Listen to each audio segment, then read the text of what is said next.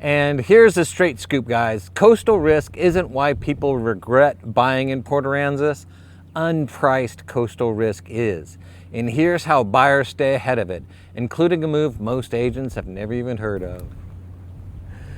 I live in Port Aransas, I own here, and I sell here. And before we start, I am not your insurance agent, your inspector, or your floodplain manager. My job is teaching you the questions and introducing you to the people with the answers. And that's what this video is all about.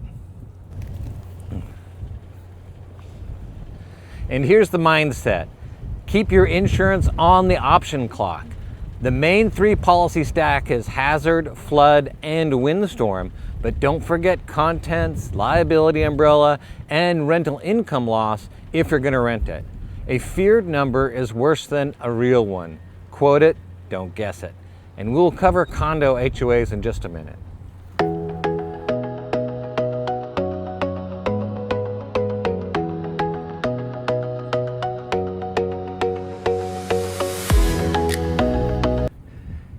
Now you can check out a FEMA map yourself, but a FEMA map will only give you a general idea. Only an elevation certificate and your insurance agent can determine where a specific property actually stands. And AE versus VE, well, in plain terms, VE equals wave action and it joins the math, generally costlier. The elevation certificate is the single document that most shapes your premium. So if none exists, order one with the survey. And now the one thing almost nobody knows about? Ask whether the seller's flood insurance policy is assumable. An existing policy that transfers to you can be faster and cheaper than starting fresh. The gotcha here is that if you're financing, your lender has to approve it, so raise it early. Most buyers, and honestly plenty of agents, have never even heard of this one, and now you have. And always check out the flood history in the seller's disclosure. And windstorm? Well, they do have private, but most everybody goes with TWIA, T-W-I-A. And of course you need that WPI-8 on the structure and the improvements. And this catches more island buyers than any other paperwork gap. And newer construction has a premium advantage. Ask for the seller's insurance history and current premiums, and if they will share it with you, they're probably telling you something good. And the condo regime layer. The master policy determines everything, and reading one is insurance work. It's an insurance agent's job, not yours and not your realtor's. Post-Harvey good news is that most HOAs have rebuilt their balance sheets and they have a keener eye for risk. Now verify this, do not assume it.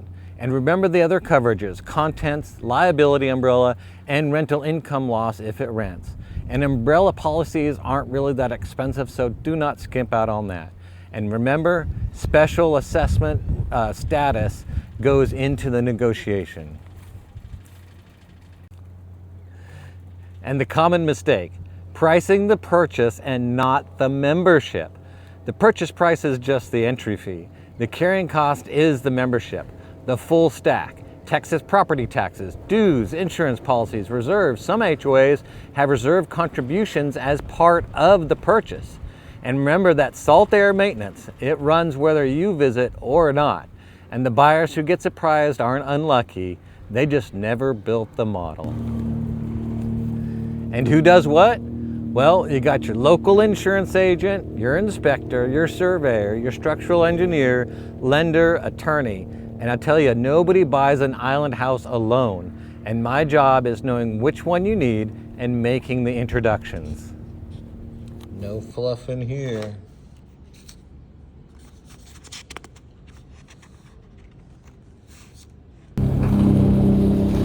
And the free risk and insurance guide will answer every question in this video. It's organized, and the link is below. Every question on it gets easier with an address attached.